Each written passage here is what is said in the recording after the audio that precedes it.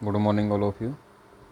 आज हम अध्ययन करेंगे, हमारा जो अध्याय 5 है उससे खनिज एवं ऊर्जा संसाधन से परमाणु अथवा आणविक ऊर्जा। चलिए स्टार्ट करते हैं। परमाणु अथवा आणविक ऊर्जा अणुओं की संरचना को बदलने से प्राप्त होती है। परमाणु अथवा आणविक ऊर्जा अणुओं की संरचना को बदलने से प्राप्त की जाती है। जब ऐसा परिवर्तन किया जाता है तो ऊष्मा के रूप में काफ़ी ऊर्जा विमुक्त होती है या छूटती है या प्राप्त होती है, और इसको उपयोग विद्युत ऊर्जा उत्पन्न करने में किया जाता है। यूरेनियम और थोरियम जो झारखंड और राजस्थान की अरावली पर्वत श्रृंखला में पाए जाते हैं का प्रयोग परमाणु अथवा आणविक ऊर्जा के उत्पादन में किया जाता है। केरल में मिलने वाली मोनाजाइट रेत में भी थोरियम की मात्रा पाई जाती है। अब इसके बाद आता है सौर ऊर्जा। सौर ऊर्जा यानी सूर्य से प्राप्त होने वाली ऊर्जा। भारत एक उष्णकटिबंधीय देश है। यहाँ सौर ऊर्जा के दोहन की असीम संभावना, यानी यहाँ पर सौर ऊर्जा प्रचुर मात्रा में पाई जाती है। फोटोवोल्टाइक प्रौद्योगिकी द्वारा धूप को सीधे विद्युत में परिवर्तित किया जा सकता है या किया जाता है। भारतीय ग्रामीण तथा सुदूर क्षेत्रों में सौर ऊर्जा तेजी से लोकप्रिय हो रही है। कुछ बड़े सौर ऊर्जा संयंत्र देश के विभिन्न भागों में स्थापित किए जा रहे हैं। ऐसी अपेक्षा है कि सौर ऊर्जा के प्रयोग से ग्रामीण घरों में उपलों तथा लकड़ी पर निर्भरता को न्यूनतम किया जा सकेगा। फलस्वरूप यह पर्यावरण संरक्षण में योगदान देगा और कृषि में भी खाद्य की पर्याप्त आपूर्ति होगी।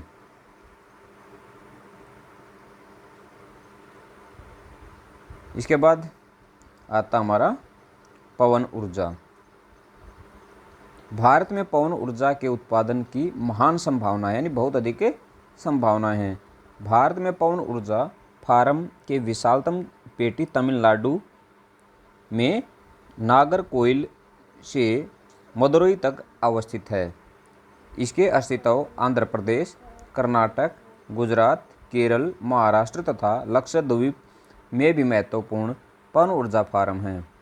नागरकोइल और जैसलमेर भारत में पवन ऊर्जा के प्रभावी प्रयोग किए जाने के लिए जाने जाते हैं, यानी सबसे ज़्यादा कहाँ पर हैं? नागरकोइल तथा जैसलमेर में। अब आता है बायोगैस। ग्रामीण इलाकों में झाड़ियों, कृषि अपशिष्ट, पशुओं और मानव जनित अपशिष्ट के उपयोग से घरेलू उपयोग हेतु बायोगैस उत्पन्न की जाती है। जैविक पदार्थों के अपघटन से गैस उत्पन्न होती है, जिसकी तापीय क्षमता मिट्टी के तेल, उपलों व चारकोल की अपेक्षा अधिक होती है।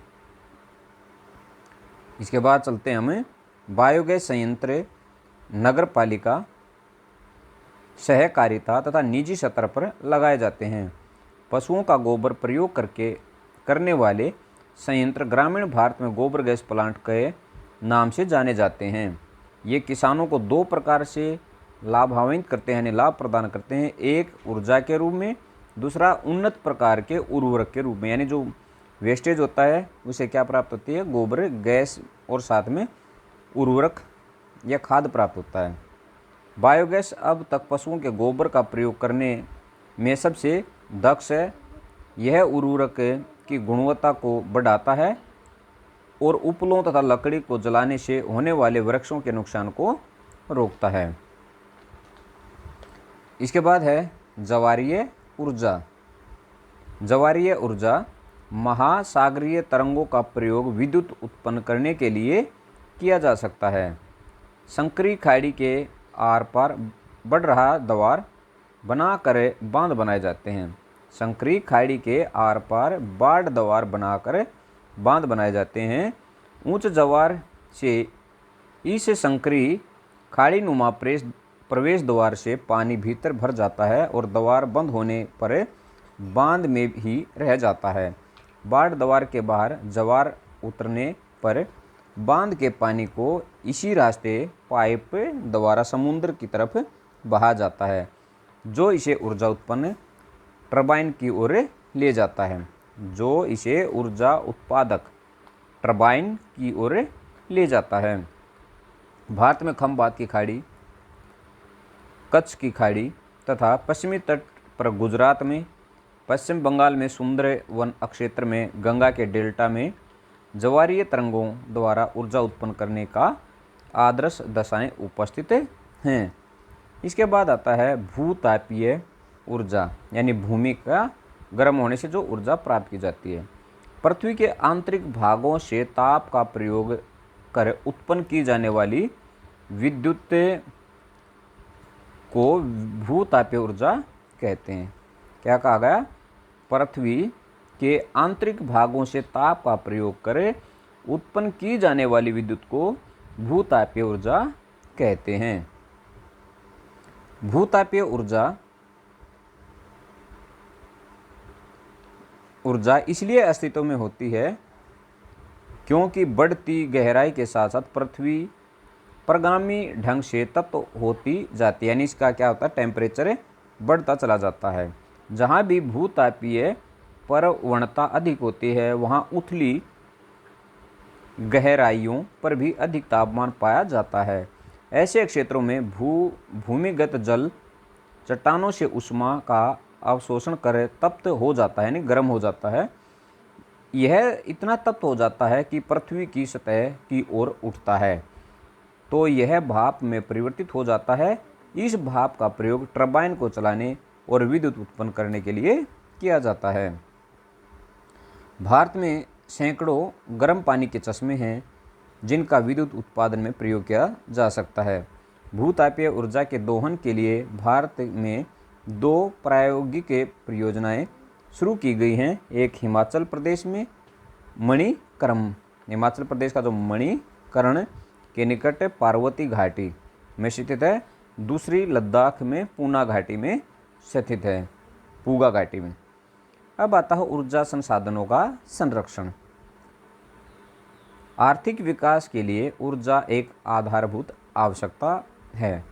राष्ट्रीय अर्थव्यवस्था के प्रत्येक सेक्टर कृषि, उद्योग, परिवहन, वाणिज्य व घरेलू आवश्यकताओं की पूर्ति के लिए ऊर्जा के निवेश की आवश्यकता है।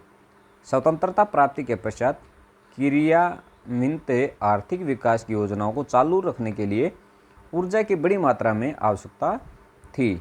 फलस्वरूप पूरे देश में ऊर्जा के सभी प्रकार का उपयोग धीरे धीरे बढ़ रहा है। इस पृष्ठभूमि में ऊर्जा के विकास के सतत पोषणीय मार्ग के विकसित करने की तुरंत आवश्यकता है।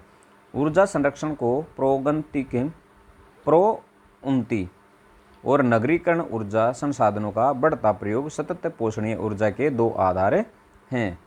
वर्तमान में भारत विश्व के अल्पतम ऊर्जा दक्ष देशों में गिना जाता है। हमें ऊर्जा के सीमित संसाधनों के न्याय संगत उपयोग के लिए सावधानीपूर्वक उपागम अपनाना होगा, यानी इनका सावधानीपूर्वक प्रयोग करना होगा। उदाहरण के लिए एक जागरूक नागरिक के रूप में हम यातायात के लिए निजी वाहन की अपेक्षा सार्वजनिक वाहन का उपयोग करके, यानी क्या बताया गया, जो ऊर्जा का जो संसाधनों किस प्रकार से किया जा सकता है। सबसे पहला एक उदाहरण दिया, जागरूक नागरिक होना चाहिए। हमें निजी वाहन की अपेक्षा सार्वजनिक वाहन का उपयोग करना चाहिए। जब प्रयोग न हो तो बिजली बंद करके विद्युत बचत, यानी जब ज़रूरत न हो तो बिजली के उपकरणों को बंद कर देना चाहिए।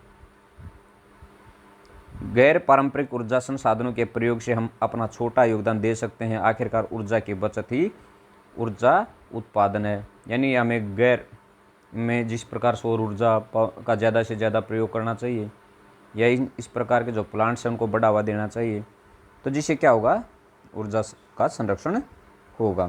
तो ये हमारा लेसन था, ये लेसन हमारा कंप्लीट होता है। कल हम अपना नेक्स्ट लेसन स्टडी करेंगे। तब तक के लिए धन्यवाद। आपका दिन मंगलमय हो।